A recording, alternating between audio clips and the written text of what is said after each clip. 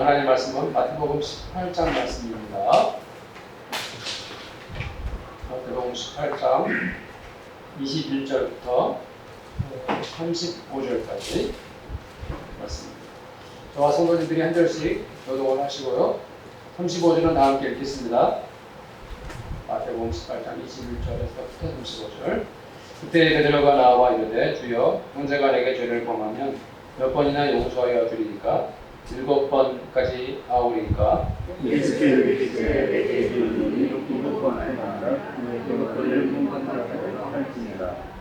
그러므로 천국은 그 종들과 결산하려 하던 어떤 인문과 같으니 갚을 것이 없느니라. 주인이 명하여 그 몸과 아내와 가시들과 모든 소유를 다 갚게 하라 하니 그 돈을 필요한 사람들에게 삼으셔서 다 갚으리라 하더니 그 종의 주인이 불쌍히 여겨 놓아보내며 그 빚을 탕감하여 주었더니 그 종이 나가서 자기에게 100데나리 빚진 동료 한 사람을 만나 그들과 모든 소유를 빚을 갚아라 하니 그 동료가 엎드려 간구하여 이르되 나에게 청하 주소서 갚으리라 하되 따라가냐고 의미에서 그가 빚을 갚으라고 그에게 가져가는 그 동료들이 그것을 보고 몹시 딱하게 여겨 주인에게 가서 그 일을 다 알리니 네 주인이 그를 불러다가 내 악함과 내가 그에게 빚을 전부 탕감하여 주었더니 내가 너를 불쌍히 여긴 것 같이 너도 네 동료를 불쌍히 여김이 마땅하지 아니하냐 하고 이 노하여 그 빚을 다 갚도록 그를 부르시되 너희가 각각 마음으로 형제를 용서하지 아니하면 나의 하늘 아버지께서 너희에게 이와 같이 하시리라. 아멘. 오래전에 국민 여배우였던 한 분이 사랑하는 자기 남편이 다른 여자와 불륜관계를 맺은 것을 비관해서 극단적인 선택을 하였습니다.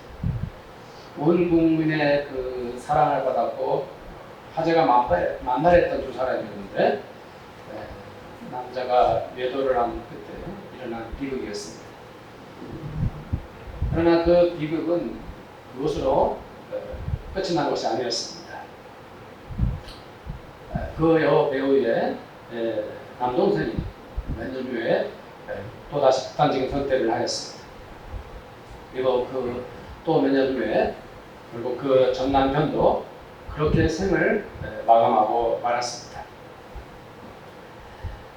우리는 이렇게 마음의 상처가 얼마나 비극적인 결과를 가져오는지 잘 알고 있습니다. 그녀는 자기에게 아픔을 준 사람에게 분노, 증오, 그리고 저주를 통해서 죽음으로써 원한을 갚은 것입니다. 왜 그런 선택을 했을까요? 물론 그 순간 너무나 고통스럽고 슬프고 또 너무 절망적이어서 순식간에 순간적으로 그런 잘못된 선택을 할 수도 있습니다. 오죽이나 힘들고 얼마나 어려웠으면 그런 극단적인 선택을 했을까 하고 우리가 지금도 마음 아파하는 거죠. 한편으로는 또 그런 선택을 함으로 나에게 고통을 준 사람에게 너도 똑같은 괴로움을 당해봐라 하는, 내가 당하는 만큼 너도 당하라 하는 마음을 가지고 원한을 갖는 심정으로 그런 선택을 했을 수도 있습니다. 그것은 미움과 증오를 통해서 드러나는 엄청난 충격이고, 그것을 겪는 당사자는 설마 죽기까지 하겠어라고 했겠지만 막상 그런 일을 겪자 엄청난 충격을 받지 않을 수 없었겠죠. 그 남자는 물론 죄책감에 시달렸을 것이고, 또 한편으로는 그렇게까지 해야 했나 싶어가지고 고인에 대한 분노와 또 다른 미움이 치밀어 올랐을 수도 있습니다. 그러나 한 사람에 대한 증오와 미움의 결과는 우리가 생각하는 것보다 상상 이상의 불행의 불바람을 몰고 옵니다.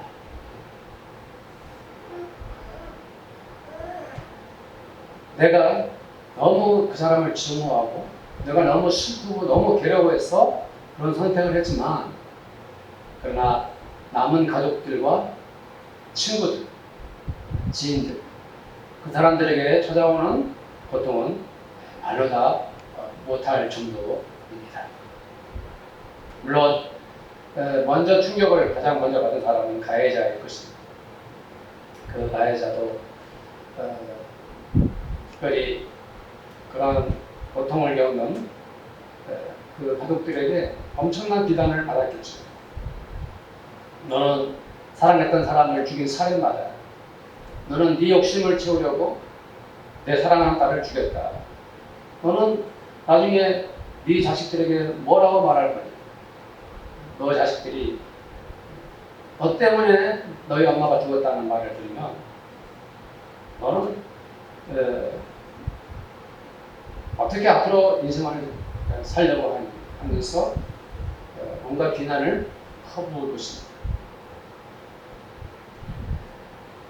그 가해자도 또 다른 엄청난 피해를, 상처와 고통을 겪게 되는 것이죠.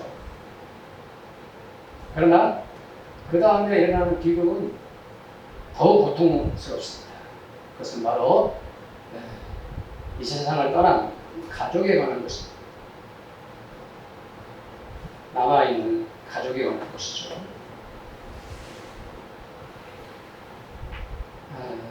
우리는 과연 너무나 큰 상처와 피해를 준 사람을 용서할 수 있을까요? 어떤 사람들은 정말 용서가 안 돼서 도저히 용서할 수가 없어서 그렇게 극단적인 선택으로 되갚아 주는 것입니다. 얼마나 용서할 수 없습니다. 얼마나 그 사람이 미우면 그런 선택을 하게 됐을까요? 우리는 오늘 다시 한번 용서의 이야기를 합니다. 나는 아직 용서할 수 없는 그 사람이 내 마음에 남아있지는 않습니까? 이 시점에서 우리가 한번 생각해 봅니다. 과연 그 여자분은 그 남자를 용서할 길은 없었을까? 그런 생각을 해봅니다. 먼저 그녀의 입장에서 잠깐 생각해 보겠습니다. 결혼은 아시다시피 부부의 약속이고 또 자녀를 낳았다면 당연히 책임도 있어야 합니다. 그러나 그 남자는 그 모든 사랑과 또 가정에 대한 책임 다 쓰레기처럼 더럽게 내어 던진 사람입니다. 그렇습니다. 믿었고 또 사랑했던 사람에게 배신을 당한 슬픔이 얼마나 크겠습니까? 당연히 고통스럽고 마음이 아프지 않겠습니까? 얼마나 절망적이면 더 이상 살아갈 수 없어서 끝내는 그런 선택을 했겠습니까? 우리는 그녀의 입장에서 잠깐 생각해 봤습니다. 그러나 그녀는 그 다음에 어떤 일들이 일어날지 몰랐습니다. 자기가 선택한 것으로 인해 앞으로 얼마나 뼈아픈 일들이 생길지 몰랐던 것이죠. 그녀가 세상을 떠난 후에 정말 어떤 일이 발생할 것인지 알았더라면, 미리 알았더라면 그녀는 결코 그런 결정을 못했을 것입니다. 그녀가 생을 마감한 후에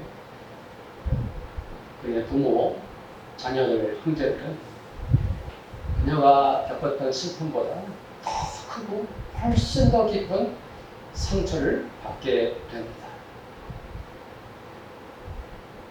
그녀는 세상을 떠나버렸지만 이 세상에 남은 가족들과 친구들, 지인들, 그들은 그녀가 상상도 못할 비극 속에서 평생 살아가게 됩니다.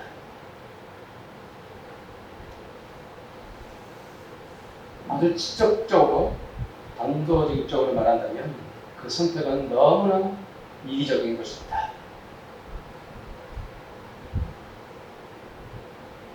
자기의 슬픔 때문에 죽음으로 세상을 떠나지만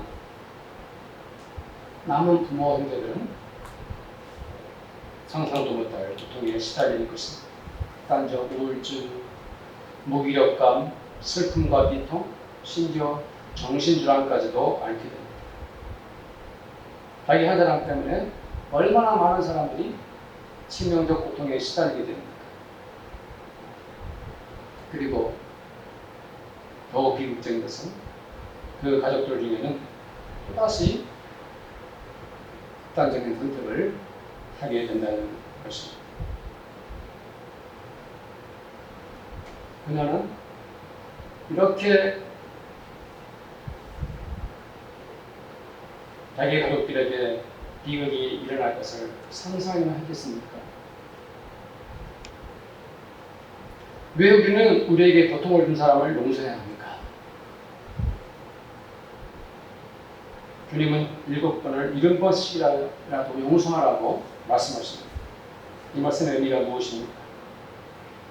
주님께서 원수를 사랑하라 하셨습니다. 왜 주님께서 그 말씀을 하셨겠습니까? 한번 성도님들도 생각해 보십시오. 왜 주님께서 7번, 70번씩이라도 용서하라 하셨고 원수를 사랑하라고 말씀하신 건지 주님의 참뜻을 알아야 합니다.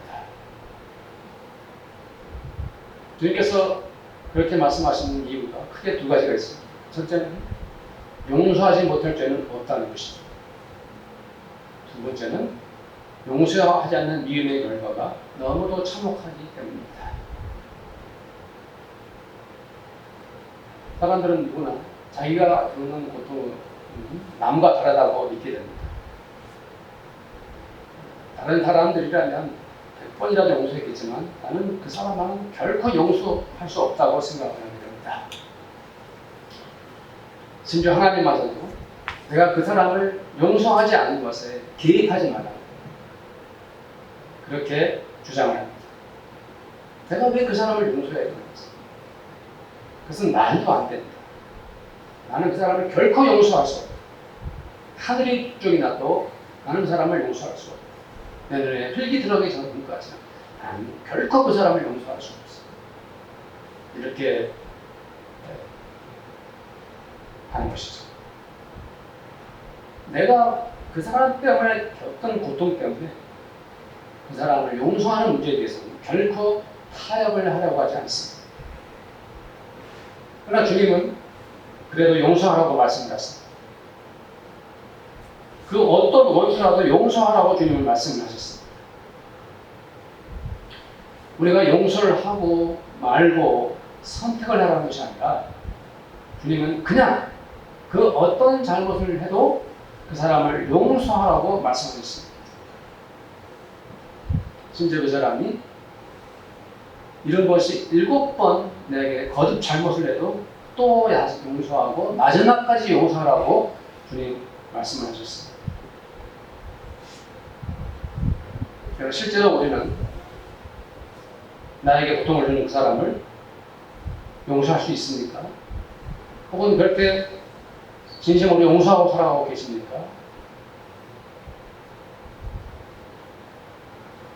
그러나 정말이지 원수를 사랑하는 것 70번씩 7번이라도 나에게 계속 고통을 주는 사람을 용서하는 것 불가능해 보입니다. 나에게 그렇게 심각한 고통을 주는 그 사람을 왜 내가 용서해야 되는 것입니까? 그 이유라도 알아야 할 것 아닙니까? 주님께서 원수를 사랑해라, 용서하라 한 그 말씀의 첫 번째 이유는 주님께서 나를 그 미움의 함정에서 건져내시기 위해서 말씀하신 것입니다. 내가 그 사람을 용서할 수 없습니다. 나는 아직 그 사람을 미워하고 있습니다. 나는 정말 화가 치밀어 오릅니다. 나는 내 안에서 내 안에 있는 분노를 억제할 수가 없습니다. 내 속은 불불 끓어오릅니다. 나는 그 사람이 미워서 견딜 수가 없습니다. 이런 마음을 가지고 있는 이 사람의 마음을 한번 보십시오. 이 사람이 얼마나 분노하고 있습니까? 얼마나 화가 나 있습니까? 얼마나 그 마음에 증오와 저주가 가득 차 있습니까? 그 사람은 그 사람을 그렇게 미워하면서 실상 자기 마음이 병 들어가고 있다는 것을 모르고 있지 않습니까? 그 사람에게 당한 고통도 크고 상처도 컸지만 그 사람을 미워하면서 겪는 자기가 지금 겪고 있는 그 고통을 눈치채지 못하고 있는 것이죠.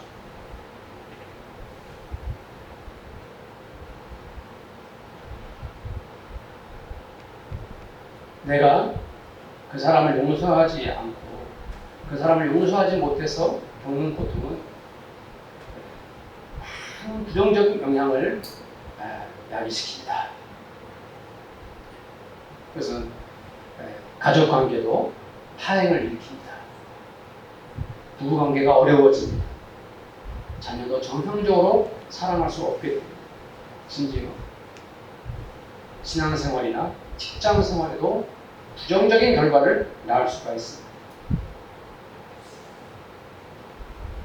내가 아직도 나에게 피해를 주고 나에게 고통을 준 사람을 여전히 미워하고 있다면 나는 아직 그 사람에게 노예처럼 피해를 당하고 있는 것입니다. 분노는 분노를 생산합니다. 악은 악을 드러냅니다. 미움은 더 큰 미움을 낳게 됩니다. 내가 누군가를 미워하고 용서하지 않는다면 고통은 반복되고 악순환은 계속되는 것입니다. 왜 주님께서 선을 악을 선으로 이기라고 말씀하셨습니까? 왜 악을 선으로 이기라고 말씀하셨습니까? 왜 주님께서 네 원수를 사랑하라고 말씀하셨겠습니까? 그것은 나를 미움을 극복하고 그 미움의 고통의 그 함정에서 벗어나라 하는 하나님의 뜻이 있는 것이죠.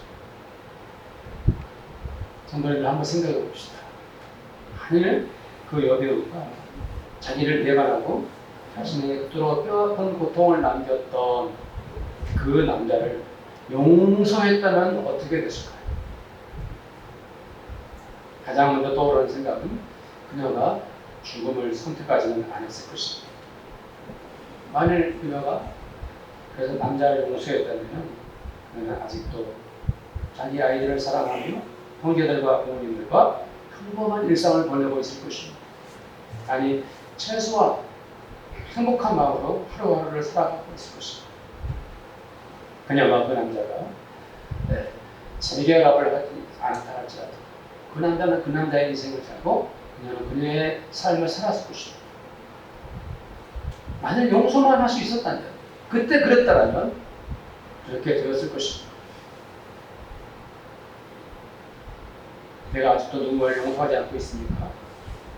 내 마음에 아직도 그 사람을 미워하고 있습니까? 그렇다면 정신을 똑바로 차리고 내가 어떤 선택을 해야 할지 생각해야 합니다. 내가 그 사람을 계속 미워하면서 이렇게 힘들게 살아야 할지 아니면 그 사람을 용서하고 내 마음의 저주에서 해방되어야 할지 우리는 결정을 해야 합니다. 내가 그 사람을 아직도 용서하지 못하는 이유가 무엇입니까?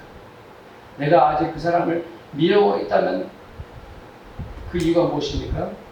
그만큼 용서가 어렵다는 뜻이기도 합니다. 용서한다는 것이 쉽지가 않습니다. 얼마나 고통스럽고 힘이 들면 아직도 그 사람을 미워하고 있겠습니까?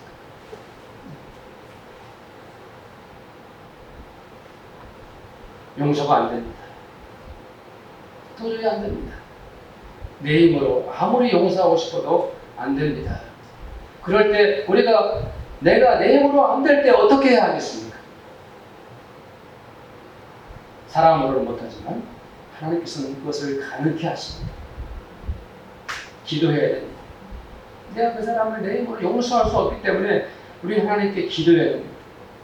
하나님 그 사람을 용서할 수 있게 힘을 주시고 하나님 그 사람을 용서할 수 있도록 도와주세요라고 기도하셔야 합니다. 그러나 많은 기독교인들이 그 사람을 용서할 수 없기 때문에 하나님께 기도조차 하지 않는 것입니다. 안타까운 일이죠. 주기도문에서 용서의 기도가 우리의 생활의 습관 속에 박혀 있습니다. 그래서 우리는 주기도문을 항상 드리지만 그 의미를 실제로 믿음 속에 고백하면서 어떻게 행하고 있을까요? 우리가 우리에게 죄 지은 자를 사하여 준 것 같이 우리 죄를 사하여 주시오. 우리가 누구입니까? 나를 용서하신 주님의 은혜를 입은 사람들이 아닙니까? 우리는 죄의 용서를 받았습니다. 주님의 십자가의 은혜로 우리의 모든 억울한 죄악들이 용서를 받았습니다. 주님과 나 사이에 용서라는 것이 없었다면 주님과 나 사이의 관계는 존재할 수 없습니다. 오직 주님께서 우리를 용서하셨기 때문에 우리는 하나님의 아들, 딸들이 지금 되어 있는 것입니다. 오늘 말씀이 바로 그 말씀이 아닙니까? 한 1억 원 빚을 탕감받은 사람이 겨우 100만 원 정도 빚진 사람을 목을 붙잡고 돈 갚으라고 이렇게 완악하게 행동하고 있는 것 아닙니까? 이 사람은 왜 그런 바보 같은 행동을 하고 있는 것입니까? 자기의 빚을 탕감해준 임금님의 은혜를 진심으로 받지 않았기 때문입니다. 자기가 엄청난 빚을 탕감받으면서 기쁨이나 즐거움이나 감격도 이 사람에게는 없는 것이죠.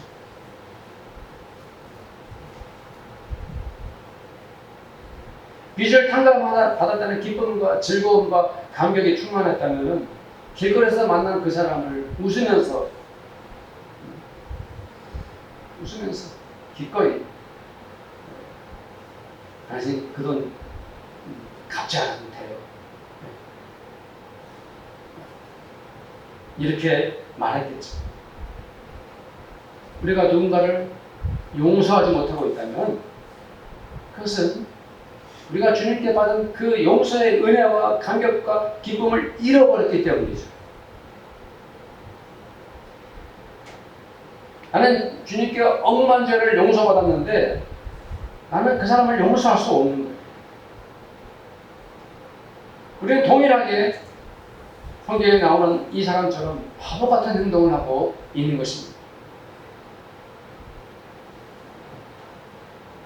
이제는 우리가 그 사람을 용서해야 합니다. 우리가 이제 용서할 때입니다. 그러나 그 사람을 용서하는 과정에 반드시 고통과 아픔 그리고 희생이 따라옵니다.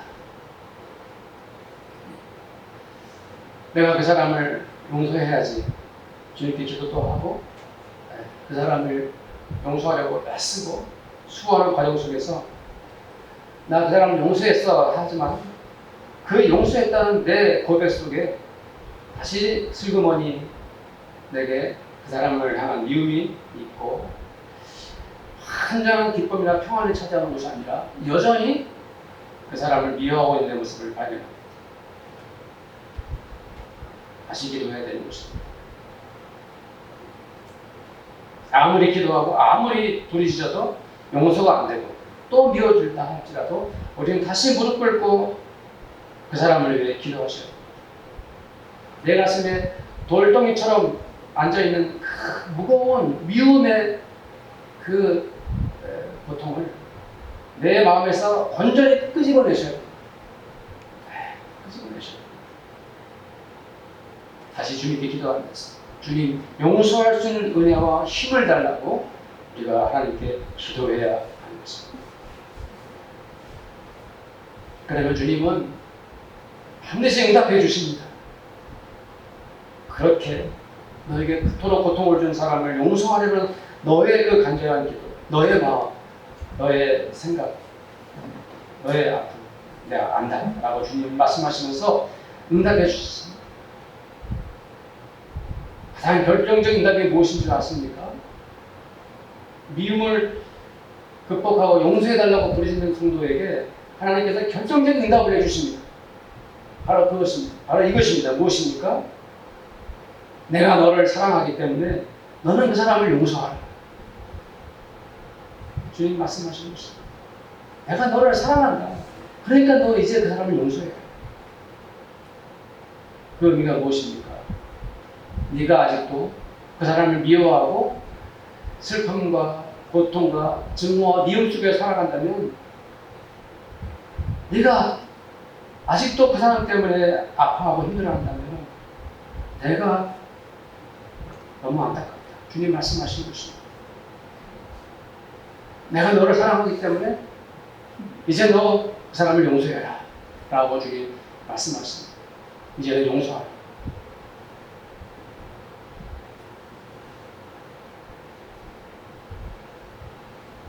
그 사람을 용서하는 것이 나를 위한 것이라는 것을 확신하셔야 됩니다. 우리는 스데반이 순교하면서 한 기도를 잘 알고 있습니다. 분노하면서 자기를 향해서 돌팔매질을 하는 사람들을 위해서 기도하지 않았습니까? 그 기도는 마치 주님께서 십자가에 못 박혀서 기도하셨던 기도와 동일합니다.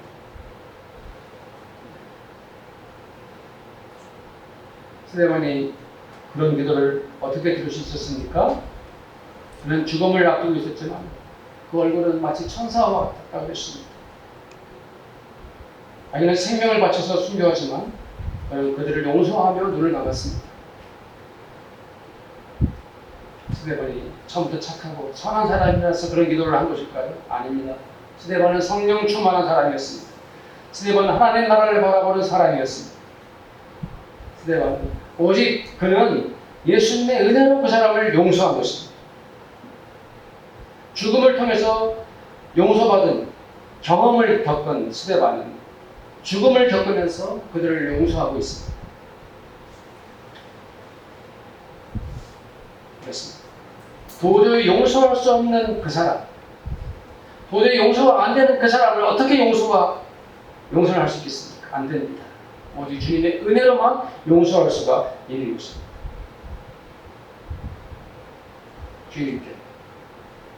주님께 간절히 기도하며 반드시 주님께서는 용서할 수 있는 은혜를 베풀어 주십니다.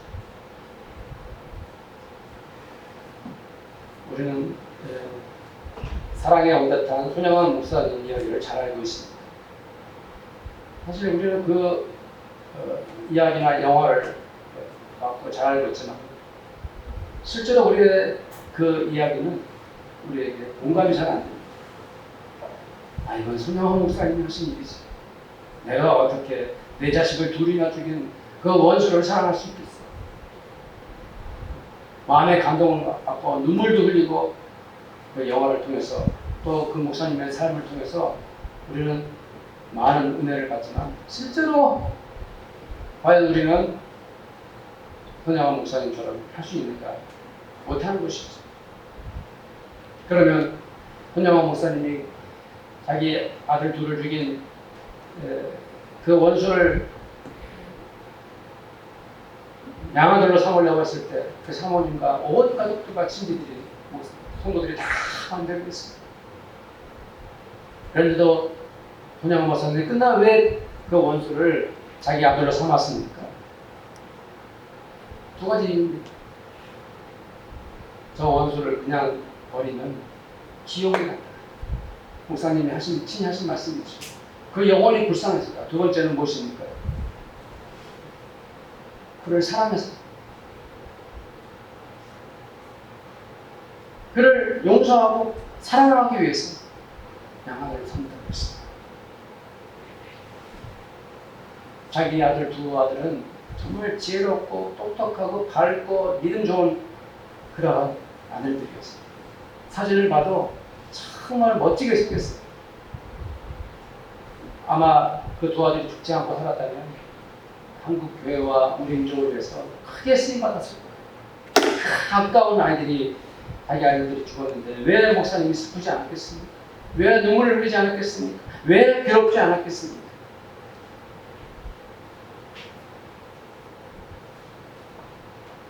사랑하는 성도님들, 용서는 하나님이 주시는 신비한 선물입니다. 용서는 하나님을 믿는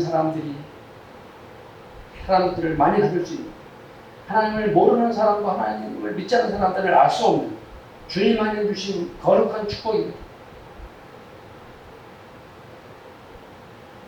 용서하지 않았을 때 사람들은 미움과 증오의 악순환 속에 살아갑니다. 계속 미워하고 고통을 주면서 새로운 증오를 재생산하고 저주의 악순환이 계속됩니다. 이것이 미움의 고통이죠. 사람들은 용서의 신비함, 용서의 놀라운 기적, 용서를 통해 누리는 기쁨, 이것을 모르기 때문에 계속 미움의 늪에 빠져 헤어나지 못합니다. 그 사람을 용서할 때 얼마나 놀라운 기적이 일어나는가. 먼저 내가 하나님과 은혜와 사랑을 경험하고 나를 용서하신 그 은혜, 그 감격, 기쁨을 다시 누리게 됩니다. 내가 그 사람을 용서할 때 내 마음에 평화가 찾아옵니다. 나는 어느 순간부터 온유한 사람으로 변해 있습니다. 내 마음에 돌덩이처럼 내 가슴에 얹혀있던 증오와 미움이 사라지고 내 마음이 기쁘고 행복한 사람으로 이렇게 바뀌어 있는 것을 보게 되는 것입니다. 그것을 가장 먼저 아는 사람은 가족들입니다. 주변의 친구들입니다. 주변의 성도들입니다. 더 이상 그 입에서 욕이 나오지 않고 미움과 증오가 사라진 것에 웃음과 즐거움과 은혜가 회복되는 것입니다.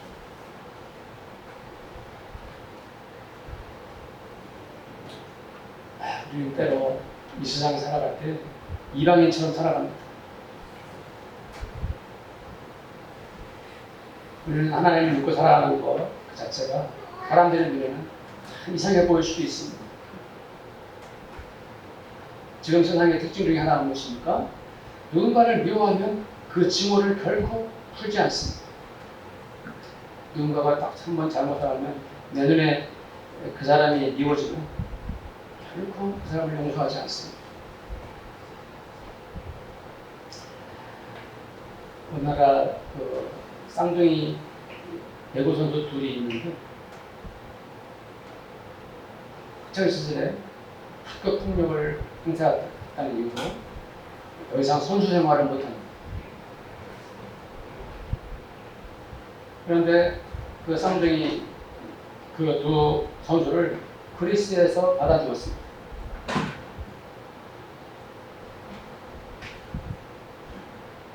학창시절에 한 죄가 적지 않죠. 분명히 큰 잘못을 저질렀죠. 그렇다고 해서 그 사람을 영원히 용서하지 않고 그 사람을 그 운동을 더 이상 하지 못하게 한다는 것이 그 두 사람에게 얼마나 큰 고통이겠습니까? 용서가 없는 세상에 살아갑니다. 저는 개인적으로 그리스에서 그 두 사람을 받아준 것에 대해서 찬성을 하는 사람입니다. 왜 그렇습니까? 그 사람이 잘못한 것 그냥 묻고 지나가자는 것이 아니고 그 사람의 잘못을 그냥 모른 척 하자는 것이 아니라 충분히 반성하고 대가를 치르고 그 잘못을 인정하고 시인하고 용서를 빈다면 우리는 용서해야 되는 것이죠. 그러나 이 세상은 용서라는 것이 없습니다. 네. 우리가 원수를 사랑한다고 말하면 세상은 우리를 키웠습니다. 우리가 이런 것이 7번이라도 용서해야 된다고 말을 하면 그게 무슨 용서냐고 말을 합니다. 이럴 때 이방인처럼 우리가 살아가지만 우리는 용서해야 합니다. 세상 사람들이 뭐라고 말하든 우리는 용서해야 돼. 증오는 증오, 미움은 미움, 악은 악을 계속 재생산하고 있습니다. 그러나 용서는 기적을 일으킵니다. 미움과 증오와 절망 속에 살는 사람들도 용서를 경험하면 마음의 평화가 찾아옵니다. 사람과 사람 사이에서 용서를 통해서 화해하는 것은 하나님의 은혜이고 그것은 놀라운 기적이고요. 하나님 주신 용서의 신비의 선물인 것입니다. 저는 우리 교통도님들이 아직도 용서하지 못하고 있는 그 사람 반드시 용서할 수 있는 은혜를 경험하시기를 저는 간절히 소원합니다. 함께 기도하겠습니다. 주님께서 우리에게 용서의 은혜를 베풀어 주셨습니다. 용서의 기적을 베풀어 주셨습니다. 용서를 통해서 평화와 화해를 경험하게 하셨습니다. 용서의 은혜를 통해서 그 모든 은혜를 베풀어 주셨습니다. 함께 기도하겠습니다. 하나님 아버지, 저희를 긍휼히 여겨 주시옵소서. 우리가 아직도 용서하지 못하고 미워하는 사람들이 있습니다. 용서의 어두운 그늘은 우리를 더욱 힘들게 만들고 고통스럽게 만들고 용서하지 못했을 때 우리는 또 다른 고통과 분별에 시달려 미움과 증오와 아버지의 미움은 아버지 하나님 더욱더 우리 인생을 아버지 하나님 망쳐놓습니다. 주여 용서할 수 있는 그 은혜를 베풀어 주시옵소서. 용서의 은혜를 베풀어 주시고 용서의 능력을 주시고 용서의 힘을 저희들에게 불어넣어 주시옵소서. 하나님 아버지, 용서할 수 있는 그 은혜를 우리 모두에게 허락하여 주시옵소서. 진심으로 아직 용서하지 못하고 그 사람을 용서할 때 주님 우리 마음속에 평화가 찾아오게 하시고 우리 마음속에 참으려고 용서의 큰 기쁨을 누릴 수 있도록 주님 함께해 주시옵소서. 주님 은혜에 감사드리고 우리 주 예수님의 이름으로 기도드립니다. 자, 지금은 우리의 모든 죄악들을 십자가 그 은혜로 용서해 주신 우리 주 예수님의 은혜와 외아들을 이 땅에 보여주셔서 우리의 억만 죄를 사하여 주신 하나님 아버지의 사랑하심과 우리에게 용서할 수 있는 용기와 결단을 허락하시는 성령님의 교제하심이 이 자리에 함께한 우리 모든 성도들과 우리 성도들의 가정마다 그들이 믿음으로 땀 흘려 최선을 다해 일하는 일터와 그리고 우리 교회 위에 지금부터 영원토록 함께 있을지어다. 아멘.